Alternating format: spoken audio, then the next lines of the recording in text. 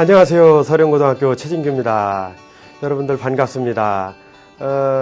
여러분들 학교별로 이제 시험이 마무리가 됐을 때이죠. 그래서 여러분들 시험이 끝나고 나면 일단 한숨 돌리게 되고 또 학교에서 여러 가지 행사도 있을 겁니다. 선생님이 볼 때는요, 시험을 치를 때는 학교 내신 성적 준비를 하고 참 바쁘지요. 그래서 논술 공부하기가 참 쉽지 않습니다. 그런데 논술 공부하는데 가장 적기가 바로 이렇게 시험이 끝났을 때인 것 같습니다. 시간적인 여유가 있을 때요. 여러분들 선생님 강의를 보면서 논술을 공부해두면은요, 나중에 여러분들 대학 지나갈 때요, 굉장한 도움을 받을 수 있을 거라고 생각을 합니다.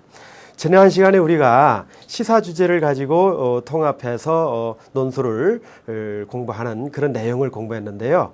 지난 시간에 학습한 내용을 잠깐 살펴보고요. 이번 시간에 너무너무 재밌는 내용이거든요. 독서 활동을 통한 독해 전략이 바로 이제 이번 시간에 공부할 내용이에요. 그래서 여러분들 기대를 많이 하시고요. 화면에서 눈을 떼지 마세요. 자, 그러면은 지난 시간에 공부했던 내용을 잠깐 살펴보겠습니다. 자, 이 그림 기억나지요? 그 선생님 반장이 그렸던 그 선영이가 그렸던 내용입니다. 시사 토론 프로그램. 여러분들 시사 주제를 가지고 이렇게 하나의 어떤 키워드를 만들어서 교과서하고 그다음에 신문의 내용을 통합을 해서 여러분들 자료를 만들면 좋다 이런 말을 얘기했고요. 그래서 이제 지난 시간에 그런 내용들을 이제 구체적으로 여러분들한테 설명도 했고 또 보여드리기도 했습니다. 그래서 뭐 지상파 방송에 보면은요, 그 토론 프로그램이 있어요. 그래서 그 프로그램을 여러분들 홈페이지를 들어가면요, 가장 시의적인 그런 주제들이 나오거든요. 그래서 그런 주제들을 가지고 활용을 하면은 상당히 도움이 되겠다. 왜냐하면은 대학 논술은 어차피 시사적인 내용 그리고 가장 현실적인 내용하고 벗어날 수 없는 그런 특징을 갖고 있거든요. 그래서 그렇게 활용해 달라고 선생님이 부탁을 했습니다. 그러면 여러분들 오늘 기다리던 독서 활동을 통한 독해 전략, 이 부분을 선생님하고 같이 한번 살펴보도록 하겠습니다. 예, 우선 먼저 선생님이 여러분들의 이해를 돕기 위해서요, 그림을 준비했어요. 그런데 그 그림이 여러분들 아마 식욕을 많이 돋굴 것 같은데요. 한번 그림을 보면서 선생님이 설명을 할게요. 자, 여기 나와 있는 그림은요, 아주 맛있는 김치입니다. 예, 선생님이 먹어봤습니다. 정말 맛있습니다. 김치가 맛있죠. 그러면 김치가 맛있으면 어떻게 됩니까? 아주 반반씩 꿀맛이겠죠. 이렇게 잘 안 나왔는데 이게 밥이거든요. 수저로 김치를 올려놓고 이제 뜨는 장면이거든요. 맛있는 김치 비결은 뭘까요? 우리가 한번 고민을 해볼 필요가 있지요. 물론 이제 어머니의 손맛에서 나올 수도 있는 거고, 또 요즘은 뭐 김치를 사다 먹는 그런 가정도 많고 그렇지요. 맛있는 김치는 과연 어떤 비결을 갖고 있을까 하는 게 이제 하나의 어떤 그 선생님이 여러분들한테 드리고 싶은 얘기인데요. 선생님은요, 재료는 같다고 보더라도요, 이 맛있는 김치의 비결은 바로 어디에 있느냐 하면은 양념에 있다고 생각을 해요. 똑같은 김치라도요, 겉보기에는 참 맛있어 보이는데 실제로 먹어보면은 그렇게 맛이 생각보다는 못하다는 그런 김치도 많이 있잖아요. 그런데 그건 어떤 의미에서는요, 양념에 문제가 있기 때문에 그렇지 않을까 하는 생각을 해봐요. 그래서 선생님도 그 김치를 이렇게 유심히 보고 또 먹어볼 때는 양념부터 이렇게 먼저 보는 그런 습관이 있습니다. 그러면 양념만 이렇게 딱 보면은 벌써 맛있는 김치다, 맛 없는 김치다 하는 것이 대충은 판별이 돼요. 자, 이제 이 말씀을 드리는 이유는요, 바로 다음 화면에 있습니다.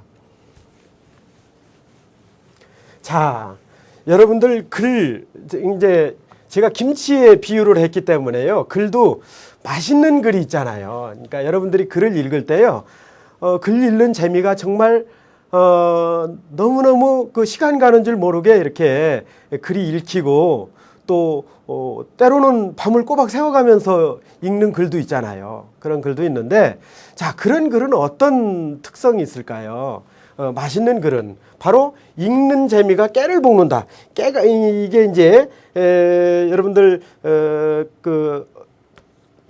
그런 의미예요. 그러니까 어떤 고소하다 할까요? 미각으로 얘기하면 고소하다. 그러니까 읽어가면서 너무 고소하고 맛있으니까요. 계속해서 그 글을 읽을 수밖에 없는 그런 내용입니다. 그렇다면은 여러분들이 생각하는 논술이 있잖아요. 대학에서 이제 실으는 논술문도요. 결국은 우리가 어떻게 됩니까? 평가를 받아야 되는 거 아닙니까? 그죠? 출제하신 교수님들하고 이제 채점하시는 교수님들이 있을 거 아니에요. 그러면 채점하시는 교수님들이 그 학생의 글을 읽어가면서 이런 식으로 읽는 재미가 깨를 볶아야 여러분들이 논술에서 좋은 점수를 얻을 수 있는 거 아닙니까? 그렇죠? 제 생각이 맞죠? 예. 그렇다면 그런 원리가 있겠느냐 하는 얘기죠. 그래서 논술하면은 대개 이제 학교에서도 그렇고 많은 전문가분들도 그런 얘기를 하세요. 독서가 대단히 중요하다. 책을 읽는 그런 부분이 중요하다 하는 얘기를 하는 거예요. 독서가 저는 어떤 의미로 보여지느냐 하면요. 요게 아까 맛있는 김치 있었잖아요. 맛있는 김치. 맛있는 김치는 뭐라고 얘기를 했어요? 핵심이 양념이라고 그랬죠. 바로 이 독서를 통해서 이루어지는 배경 지식 있죠. 이 배경 지식. 요것이 바로 맛있는 글을 만드는 하나의 그 비결이고 원리다. 그래서 우리가 이제 독서를 이렇게 강조하고 있는 거예요. 우리 학생이 이제 선생님 학교 새내기 학생이에요. 1학년 학생인데요. 제가 이제 도서관에서 있다고 했잖아요. 그런데 도서관에서 봤더니 쭉 그 책을 서가지고 이렇게 쭉 읽고 있는 모습이 너무 예뻐서요. 제가 몰래 다가가서 그냥 본인 모르게 한 컷 탁 찍었어요. 그랬는데 책 읽고 있는 모습이 너무 예뻐 보였어요. 그러니까 이 학생이 읽는 이 책 속의 내용 속에는 이 학생의 어떤 지식으로 들어갈 거예요. 이 지식이 결국은 나중에 이 학생의 논술문을 아주 돋보이게 하는 그러한 역할을 할 것이고 그 역할이 결국은 평가로 연결될 것이다 하는 얘기죠. 그 평가는 결국 뭐겠어요? 여러분들이 이루고자 하는 꿈하고 아주 직결되는 거잖아요. 그래서 그렇다면 선생님 이런 질문이 있습니다. 이렇게 얘기할 수도 있겠죠.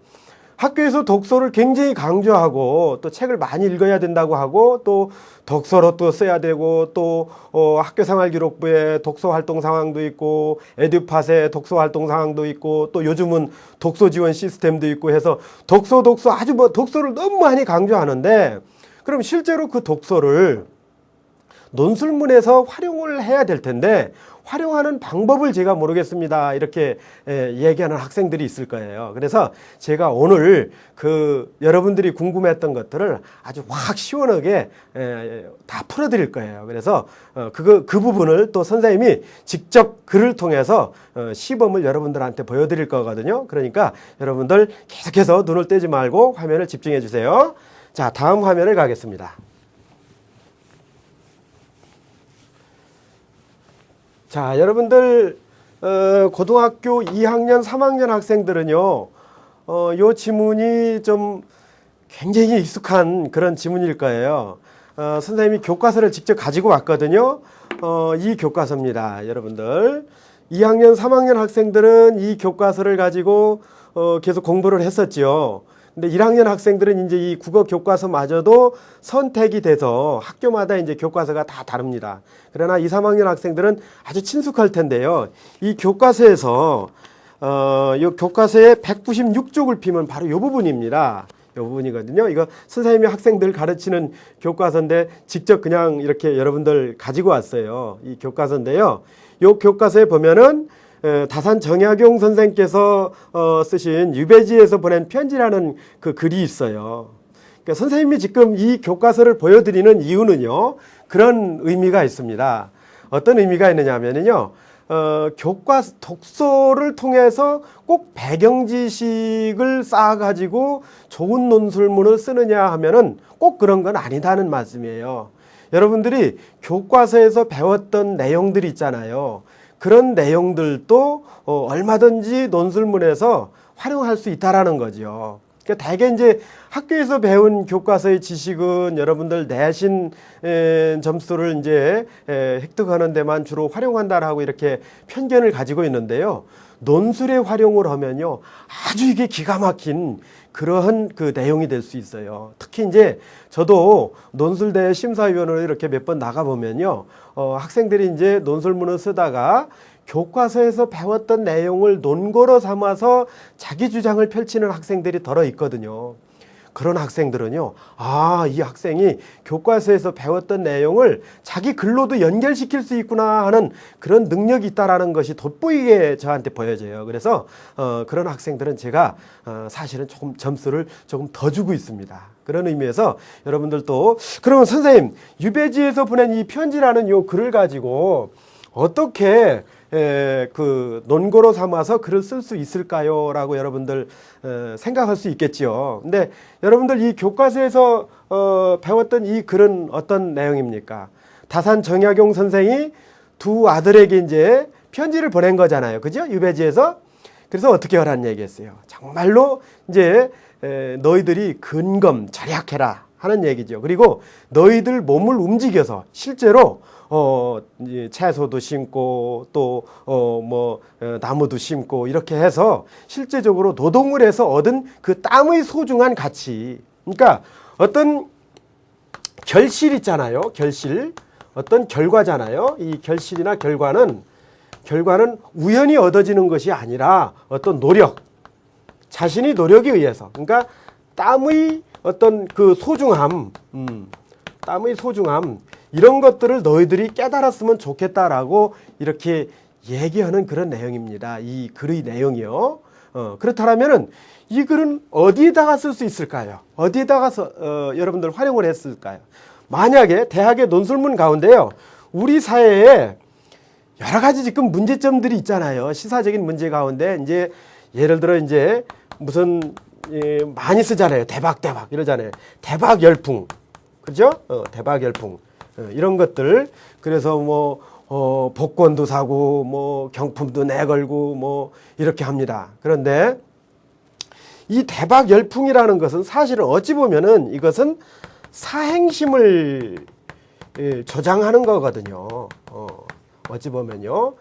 아주 건전하게 정말 스스로 자신이 노력해서 얻은 땀의 결실이 아니라 어떻게 한번 자신이 운을 통해서 한 번에 모든 것들을 그런 어떤 그 결실을 이제 갖겠다라는 그런 의미잖아요. 그래서 그런 부분들 때문에 많은 사회적인 문제들도 발생하고 여러 가지 이제 특히 이제 청소년들 같은 경우에는 인터넷을 통해서 이렇게 사행심을 돋우는 그런 사이트들이 많이 있죠. 그래서 이제 문제가 많이 되고 있습니다. 그래서 선생님은 요 지문을 활용해서 글을 한번 이렇게 써봤습니다. 예, 제가 쓴 글을 한번 같이 여러분들하고 살펴보도록 하겠습니다. 이건 교과서에서 나왔던 내용이고요. 자, 이게 이제 선생님이 직접 쓴 글이거든요.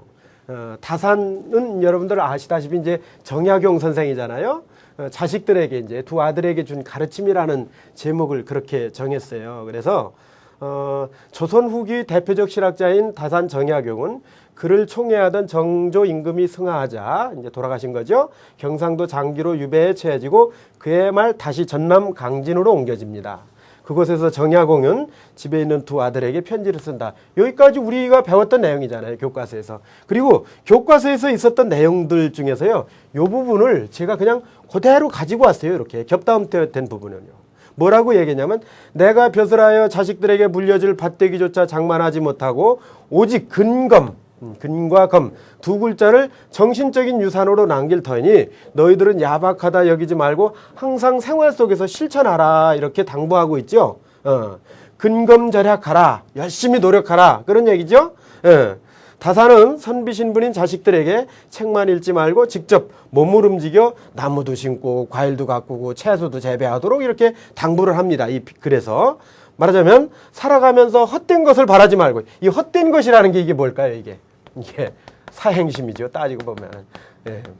이거는 자신이 어떤 땀하고는 전혀 관련이 없는 거죠. 바라지 말고 자신이 부지런히 노력해서 얻은 결실을 소중히 하라는 뜻이다. 그렇게 얻어진 결실을 함부로 낭비하지 말고 아끼고 절약해야 가난에서 벗어날 수 있으므로 다음 화면입니다. 자, 요 얘기가 좀 기니까요, 선생님이요. 조금 이제 핵심적인 내용만 정리해서 얘기를 하겠습니다. 그렇게 쭉 얘기를 하고 강조를 하는데요. 이제 선생님이 곳곳에서 이제 우리 사회 대박 열풍이 분다 하는 그런 문화적 양상으로 잡혀간다는 그런 얘기를 하고 있어요. 그래서 복권을 포함해 아까 얘기했던 사행심, 이런 조장하는 유혹의 손길이 아주 무수히 널려 있고요. 매스컴에도 하루아침에 팔자 고친 사람들이 이 얘기를 줄줄이 쏟아내면서 이거 중요한 거죠. 한탕주의. 이거를 아주 부채질을 합니다. 예. 그래서 과욕을 부리지 말고 노력에 의한 대가를 소중히 하라는 다산의 가르침이 무색할 지경이에요. 우리 사회가 이 사행심이 계속해서 조장이 되고 한탕주의가 기승을 부리는 거잖아요. 그래서 하루아침에 거부의 반열에 올라선 사람들이 차분하고 조리 있게 물질을 사용하는 건 또 쉽진 않지요. 한꺼번에 많은 돈이 생기면요, 그거 쉽게 사용하기가 어렵잖아요. 그렇죠? 예. 그래서 펑펑 쓰게 마련일 텐데요.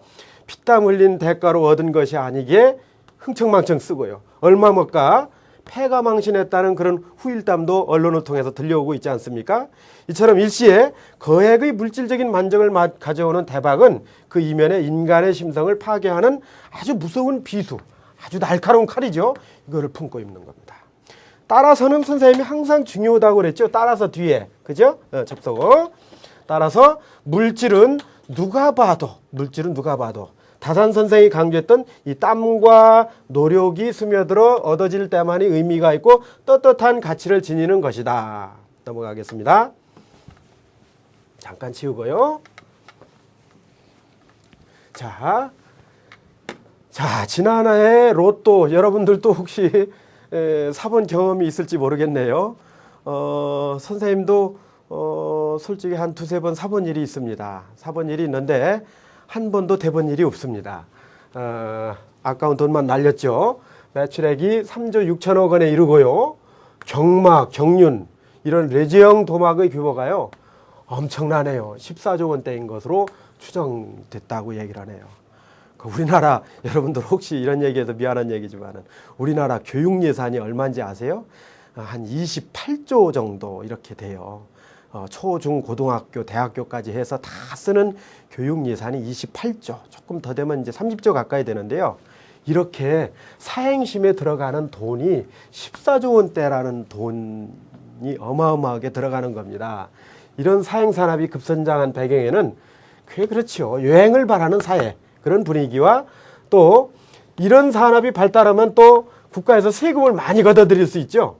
국가의 정책도 원인이 있다라는 얘기죠. 이거 선생님이 왜 이러한 같은 사행심이 조장되게 된지를 여기서 분석을 하는 겁니다. 이제 제 나름대로. 물론 뭐 국민의 여가 생활을 진작하고 그 수익금은 뭐 교육든 복지든 뭐 여러 가지 사용하겠다는 의도를 가지고는 있겠지만은, 그러나 무슨 일이든 도에 지나치면 탈이 난다, 그런 얘기죠. 그래서 불안정한 사회일수록 한탕주의가 기승을 부리는 겁니다. 건전한 사회는 땀의 대가를 소중하게 여기는 그런 사회가 돼야 되겠죠. 그래서 여기 이제 노란색으로 되어 있는 부분, 노력에 의한 소득이 아닌 일확천금을 꿈꾸는 사람이 늘어간다는 것은 그만큼 사회의 건강을 해치는 일임에 틀림이 없다. 이게 선생님이 하고 싶은 내용이었어요. 말하자면 주제였어요. 다산이 자식들에게 준 가르침, 그리고 우리 사회에 이제 대박 열풍이 불고 있는 그런 상황 속에서 선생님이 하고 싶었던 얘기는 바로 이런 얘기였어요. 바로 우리 사회의 건강성을 해치는 일임에 틀림이 없다. 그렇게 된다면 각종 여러 가지 범죄라든지 이런 것이 들끓게 되고요. 사회가 혼란하게 되고 갈등이 조장되고 또 가정의 문제가 생기고요. 이런 일들이 생기잖아요. 그래서 이처럼 너나 없이 대박의 신기류에 사로잡힌 지금 선비 자식들에게 허황된 마음을 버리고 땀의 가치, 이거죠. 이거를 강조한 다산의 가르침이 무엇을 의미하는지 이제는 좀 곰곰하게 우리가 생각해 봐야 될 때가 아니냐 하는 그런 얘기였어요. 자, 선생님이 이렇게 글을 썼다고 해봅시다. 우리 사회에 이제 대박 열풍이 불었어요. 그래서 대박 열풍이 불어서 사회에 이제 여러 가지 문제가 생기고 범죄도 생기고 가정 파탄도 일어나고 참 끔찍한 일들도 자꾸 생기고 그렇기 때문에 국가가 나서서 이런 문제를 해결해야 된다. 이런 식으로 쓰면은요. 이거는 누구나 다 할 수 있는 얘기잖아요. 그죠? 근데 선생님은 근거를 어떻게 들었습니까? 바로 여러분들 교과서에서 배웠던 유배지에서 보낸 편지 속에서 다산 정약용 선생이 자식들에게 한 얘기가 있잖아요. 중요한 것은 바로 너희들이 직접 몸을 움직여서 직접 채소도 심고 과일도 가꾸고 나무도 심고 이렇게 하라고 그랬잖아요. 그래서 그렇게 얻어진 것만이 정말로 소중한 것이고 그 땀의 대가야말로 크든 작든 가장 중요한 것이다라는 그런 얘기를 하는 거거든요. 그래서 우리 사회도 그런 건강성을 회복하기 위해서는 바로 그와 같은 다산 정약용 선생의 그런 생각들이 이 시점에서 필요하지 않을까 해서 이렇게 쓴 글입니다. 그래서 교과서에 있는 내용도요. 여러분들 지금 들어보니까요. 얼마든지 근거로 활용할 수 있겠죠. 그래요. 맞아요. 그래서 꼭 국어 교과서가 아니라도요. 사회 교과서나 아니면 다른 교과서에 있었던 배웠던 내용들도요. 여러분들 논리를 전개할 때요. 그 내용을 적절하게 활용해서 이렇게 그 자기 자신의 주장을 전개하면요. 아까 얘기했던 맛있는 김치, 맛있는 글, 말하자면 채점자를 사로잡는 그런 글이 될 수 있는 비결이 될 수 있다 하는 말씀을 제가 예로 들었습니다. 자, 교과서를 통해서 들은 그 예인데요. 이제는 그러면 여러분들 독서인데요. 교과서는 이제 우리가 학교에서 늘 배우는 거니까요. 여러분들 뭐 쉽게 접할 수 있는 거지만요. 독서는 이제 여러분들이 별도의 책을 정해서 이제 읽어야 되는 그런 내용이거든요. 선생님은 책을 많이 읽으라고 권하고 싶지는 않아요. 왜 그러냐면요. 여러분들이 책을 많이 읽을 시간도 사실은 많지 않잖아요. 그죠? 뭐 학교 시험도 준비해야 되고 모의고사도 봐야 되고 또 수행평가도 해야 되고 굉장히 힘들잖아요. 근데 선생님이 여러분들한테 독서가 중요하다는 얘기는 하지만요. 많은 책을 읽는 것보다는 한 가지 책을 읽더라도요. 그 책이 완전히 자기 것이 되도록 읽는 게 중요하다라고 생각을 해요. 그래서 그 완전히 자기 것이 된 그 책의 내용은요. 어느 곳에 쓰더라도요. 정말 훌륭한 자신의 논거로서 역할을 할 수 있다라는 그런 말씀을 드리는 거고요. 선생님이 또 한 가지 예를 들어 볼게요. 자, 이게 그 한나라의 그 유향이라는 분이 쓴 설원이라는 책이에요.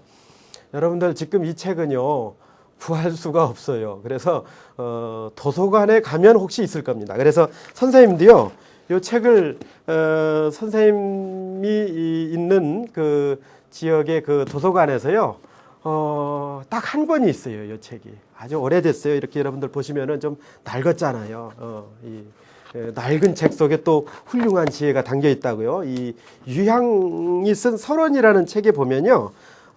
이렇게 책을 이렇게 한번 보세요. 그러면은 내용을 여러분들한테 잠깐 제가 설명을 드릴게요. 이 이제 여러분들 화면상으로는 잘 안 보이죠? 그래서 책을 제가 놓고요. 여러분들한테 여기에 있는 내용을 잠깐 제가 설명을 드릴게요. 이제 여기에는 이렇게 화면에는 나와 있는데 잘 보이지는 않을 거예요. 무슨 내용이냐면요. 초나라의 장왕이 그런 얘기를 했습니다. 말하자면 이제 진나라하고 큰 결투를 앞두고 있었어요. 이제 지금 선생님하고 학생들하고 이렇게 지금 팔씨름하는 그런 장면이잖아요. 이게 바로 어제 촬영한 그 사진입니다. 그런데 큰 결투를 앞두고 있었어요. 그랬는데 그래서 이제 마지막 이제 전쟁에 나가기 전에 신하들을 모아놓고요. 이제 주연을 베풀었어요. 이제 사기를 진작시키기 위해서요. 그랬는데 우리가 한번 정말 그 부담 없이 이렇게 술도 마시고 이렇게 해서 우리 사기를 한번 높여봅시다 하면서 이 장왕이요. 불을 끄고 술을 마십시다. 이렇게 얘기를 했어요. 그랬는데 이제 불이 다 꺼졌는데요. 왕이 아끼는 애첩이요. 후궁이죠. 그러니까 애첩이 소리를 질렀어요. 그러면 뭐라고 얘기를 했느냐면요. 그 폐하, 어떤 사람이 저희 옷자락을 붙잡으면서 저를 희롱했습니다. 그래서 그 사람의 갓끈, 이 갓이 있잖아요. 머리에 매는 쓰는 갓, 그 끈을 제가 떼서 가지고 있으니까 불을 켜면은 그 범인을 잡을 수 있을 것입니다. 이렇게 얘기를 합니다. 그 얘기를 들은 장왕이 여러분들 어떻게 했겠어요? 만약 불을 켜면은 거기에 있는 신하들 중에서요, 갓끈이 없는 사람이 범인으로 밝혀지겠죠.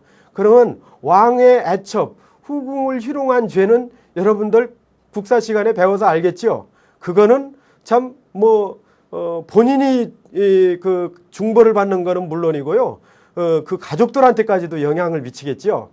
그런데 이제 장왕이 거기서 그렇게 얘기를 합니다. 뭐라고 얘기를 하느냐면요, 아니다. 내가 불을 끄고 마음껏 즐기라고 했는데 그런 일이 있어서야 되겠느냐.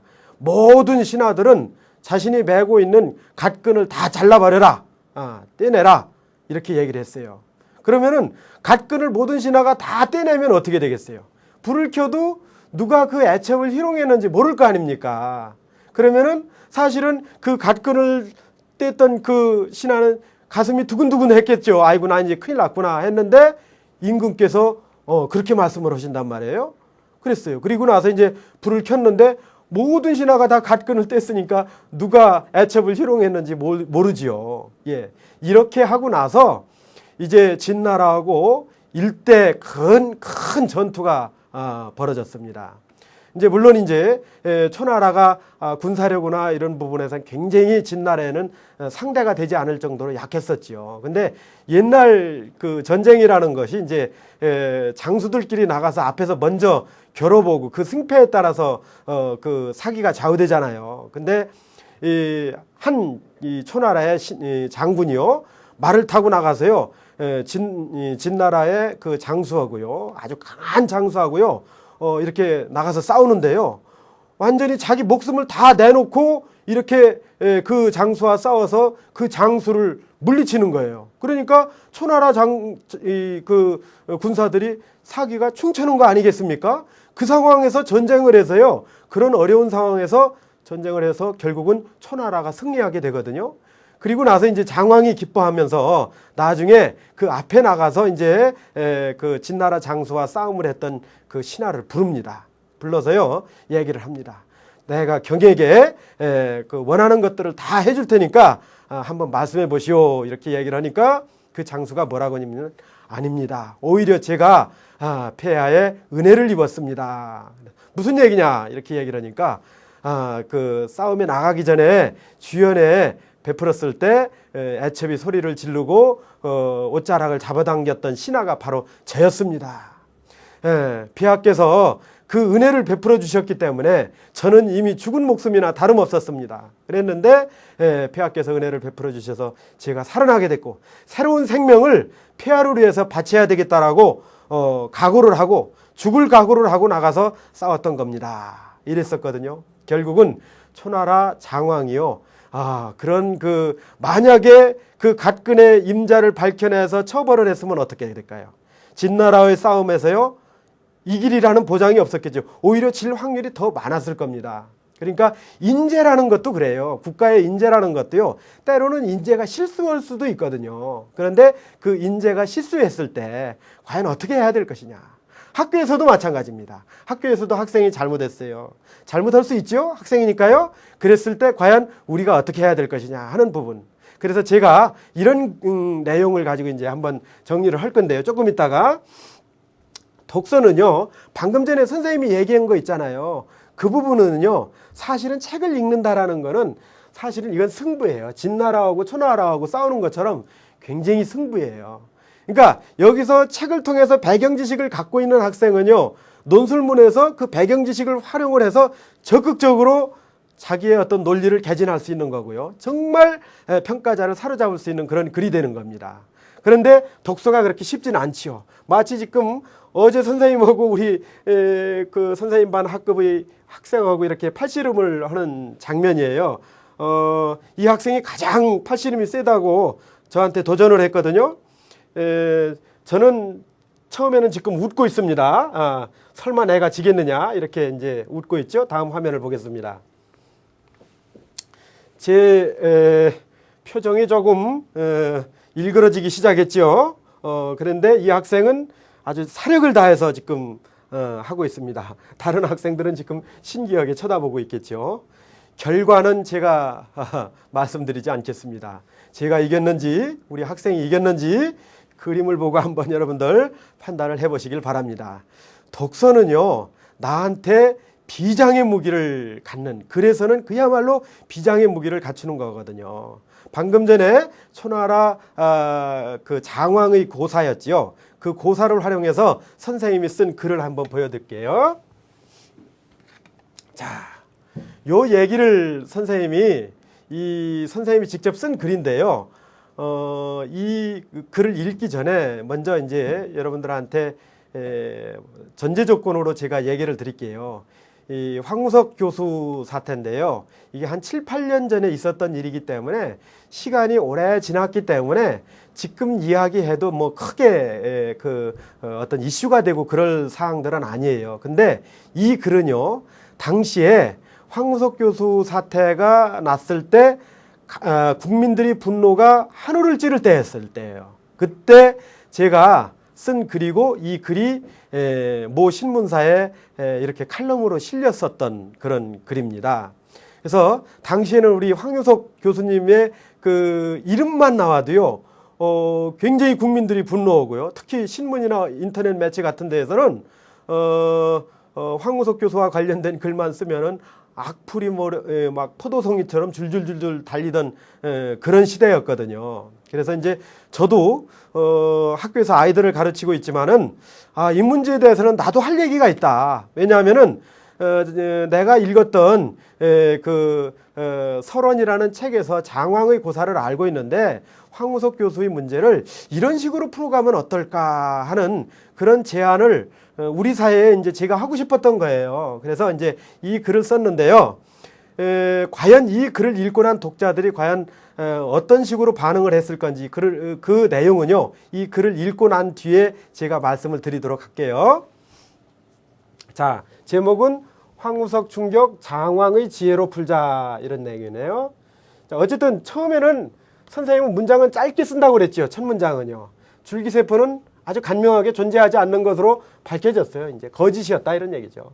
당연히 그러니까 논문도 조작됐다, 그런 얘기겠죠. 그래서 황 교수를 연구를 도와주겠다는 많은 국민들, 또 난자까지 기증하면서 이렇게 힘을 보태겠다는 그 수많은 여성들, 모든 기대를 걸었던 또 난치병 환자들의 절망은 이거 누가 보상한다는 말이냐 얘기예요. 이게 다 거짓으로 밝혀졌으니요. 아무리 연구 성과가 과학자에게 성과가 중요하더라도요, 과학자에게 중요한 것은 진실 아닙니까? 진실이 정말로 소중한 것이다, 이런 얘기겠죠. 그래서 조금의 거짓도 없어야 이것이 논문으로서의 가치인데 그것은 정말로 잘못된 부분이다 하는 얘기를 합니다. 그리고서 이 문제를 이제 한 방송에서 이제 제기를 했습니다. 그랬을 때 국민들은 뭐 시청률 올리려고 뭐 또 이렇게 하나 해보나 보다, 이런 식으로 생각을 했었던 거죠. 그럴 수밖에 없었던 것이요. 이 배아줄기 세포가 우리 과학 한국의 어떤 위상을요, 다음으로 넘어갑니다. 일거에 올려주고, 그리고 우리 한국의 어떤 경제 성장의 큰 동력이 될 것이다라는 그런 장밋빛 전망까지 이제 더해졌으니까 말이죠. 국민들은 믿질 않았죠. 그리고 또 우리 정부에서도요, 전폭적인 지원을 했습니다. 황우석 연구팀이 이렇게 충분히 연구를 할 수 있도록 이제 전폭적인 지원을 했는데, 외국에서는 시기도 많았고 질투도 많았죠. 그랬는데 이게 거짓으로 밝혀졌으니까 이건 외국 과학계는 굉장히 좋아하겠죠. 또 하루아침에 이게 세계적인 조롱거리가 됐으니까 이게 국가의 어떤 참 부끄러움, 국치지요.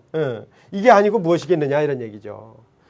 과학자들의 어떤 그런 잘못된 부분들이 국가의 어떤 위상에 큰 영향을 미친 그런 내용들을 지금 얘기하고 있습니다.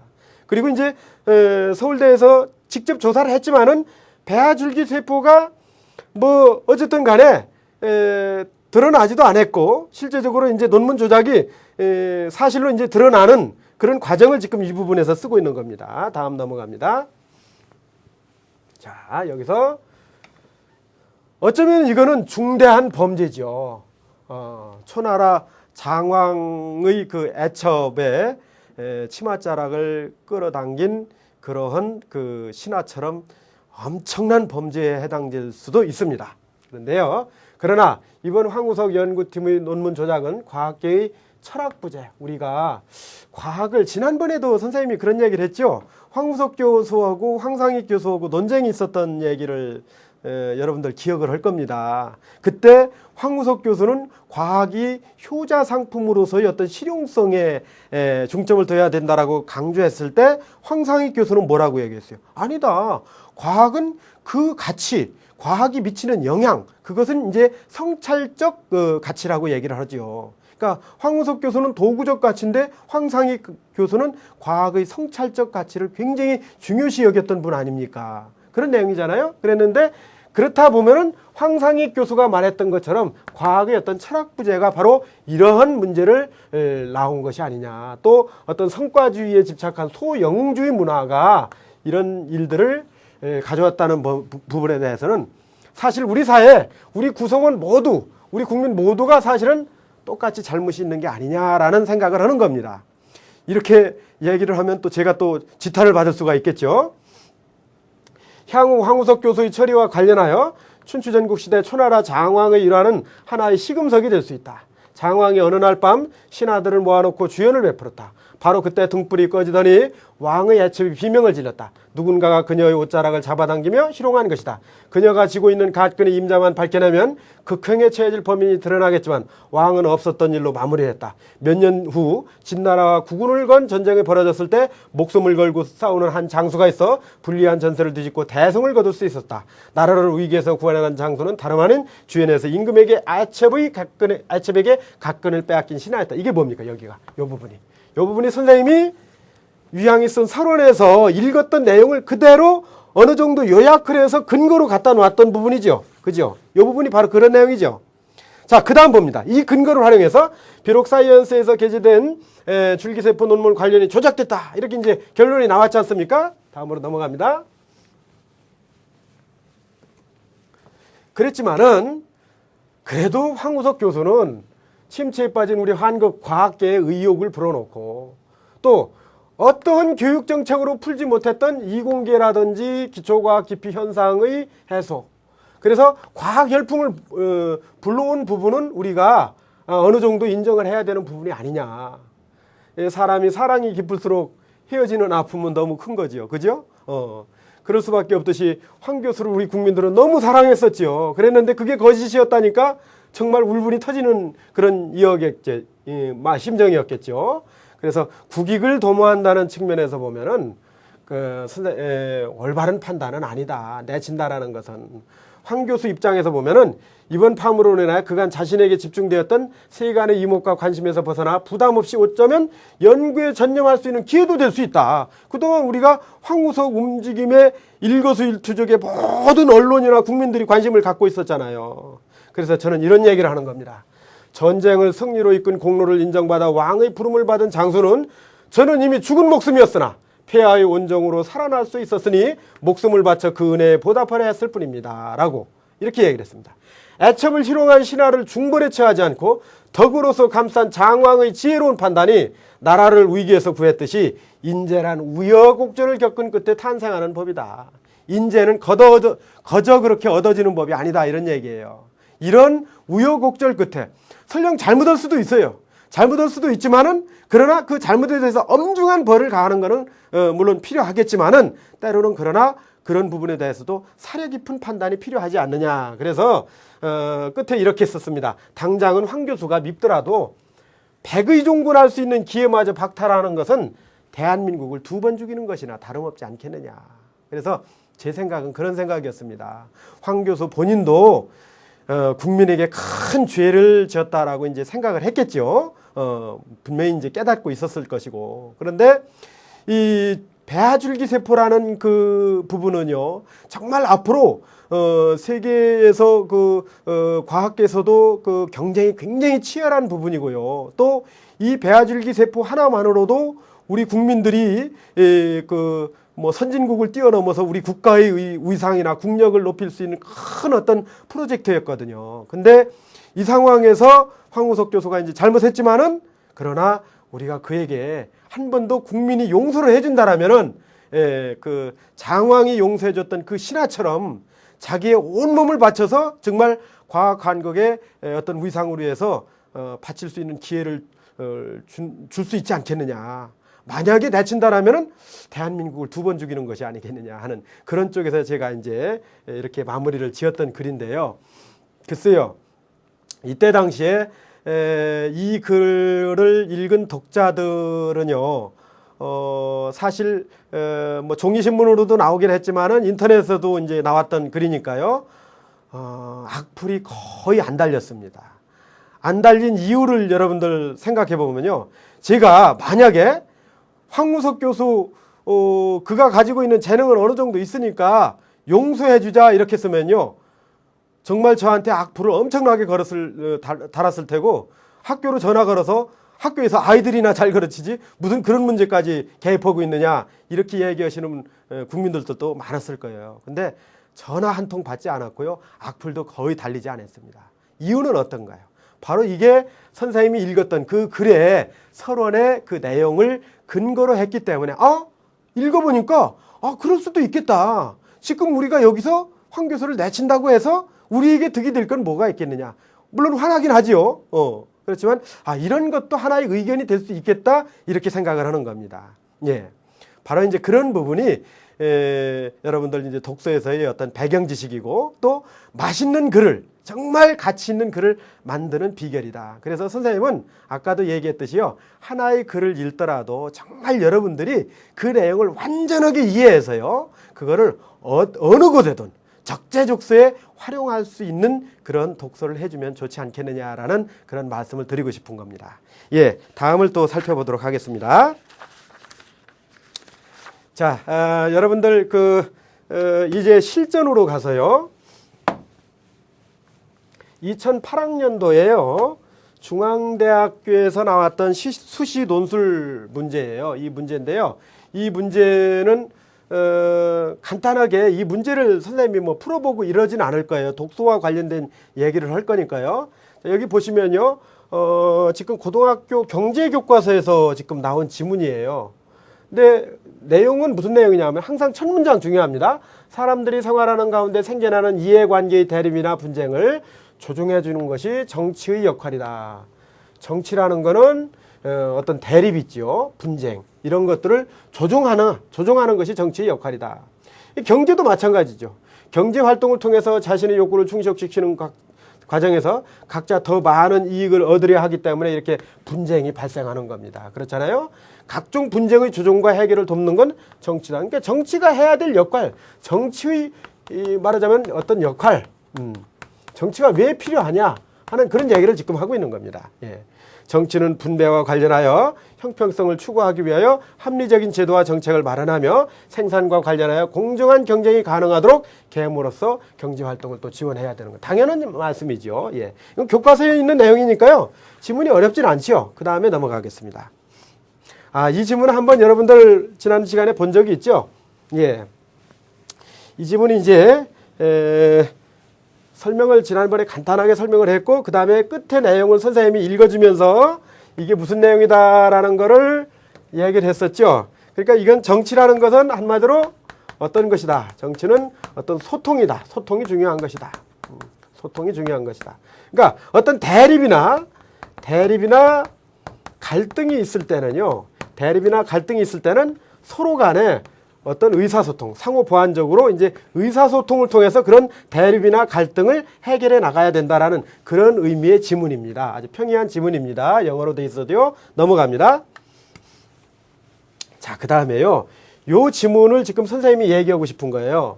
요 지문은요, 롤지에 따르면 정의라는 거는 개인적 차원이 아니라 사회적 차원의 문제이기 때문에 바람직한 사회 구조와 제도 속에서 구현되어야 한다. 이렇게 얘기를 했죠. 개인적 차원보다는 사회적 차원이라는 말에 상당히 중점을 두고 있습니다. 사회 구성원 모두에게 실질적인 기회평등을 보장하여 최선의 자아 실현이 가능하도록 최대로 돕는 사회가 바로 정의로운 사회다. 당연히 그렇겠죠. 서로에게 기회를 평등하게 보장해야 되겠죠.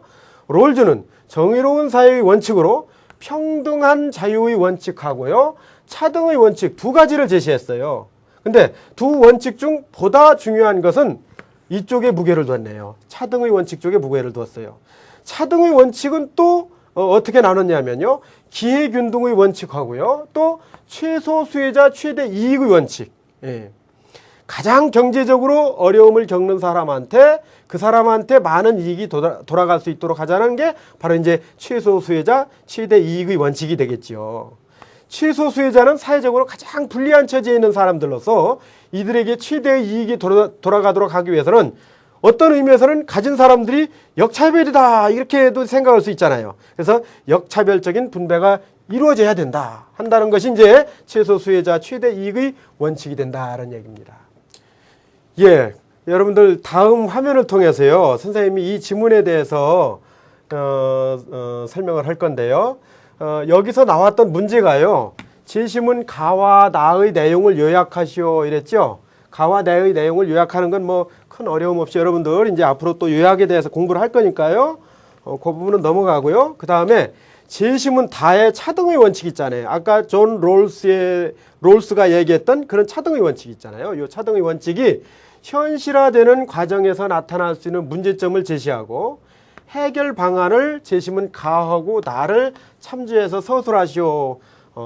긴 내용이 아니에요. 350자에서 450자니까 이제 아주 간단한 그런 내용이죠. 그런데요, 이 차등의 원칙, 지금 아까 제시문 다에서 봤던 차등의 원칙이요, 존 롤스의 정의론이라는 책에 보면은요, 이 내용이 나와요.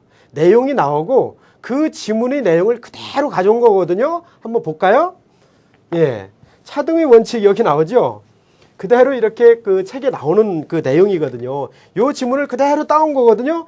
요 뒤를 한번 읽어보시면요, 요 차등의 원칙으로서 나타나는 어떤 문제 상황에 대해서 어떤 식으로 이제 해결해 나가야 될 것인지에 대한 어느 정도의 그 설명이 나오게 되거든요. 그러니까 독서라는 것은 만약에 존 롤스의 정의론이라는 책을 내가 만약 읽었다라고 했을 경우에 읽은 지문을 말하자면은 그 논술 제시문에서 만난다는 건 본인에게 자신감을 갖는 하나의 또 계기가 될 수 있는 거고 굉장히 중요한 부분이 되겠죠. 그리고 또 이 뒤에 나오는 그런 내용들을 통해서 일정 부분 어떤 해결의 방향도 본인이 읽은 책 속에서 알고 있는 내용이기 때문에 여러분들 굉장히 중요한 부분이죠. 그래서 선생님이 중앙대학교의 그 문제를 하나로 사례로 들어서요, 여러분들한테 그 독서와 관련된 그런 내용들을 지금 설명을 하고 있는 겁니다. 물론 다른 대학도요, 이렇게 여러분들이 꼭 여러분들 청소년기에 읽어야 될 만한 그런 책들에서요, 지문을 취해 와서 출제하는 경향이 많지요. 그렇기 때문에 상당히 중요합니다.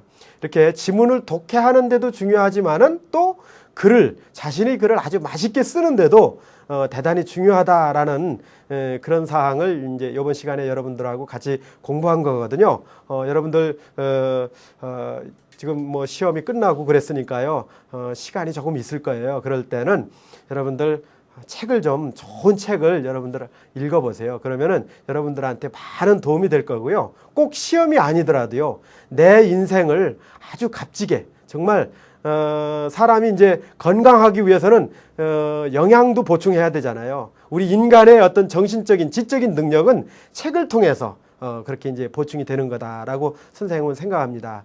마지막 여러분들한테 이제 설명을 드리고 싶은 내용은, 독서야말로 우리 논술의 논거를 풍부하게 만드는 그런 하나의 비결이다라는 그런 말씀이고요. 꼭 한 가지 여러분들 명심할 거요.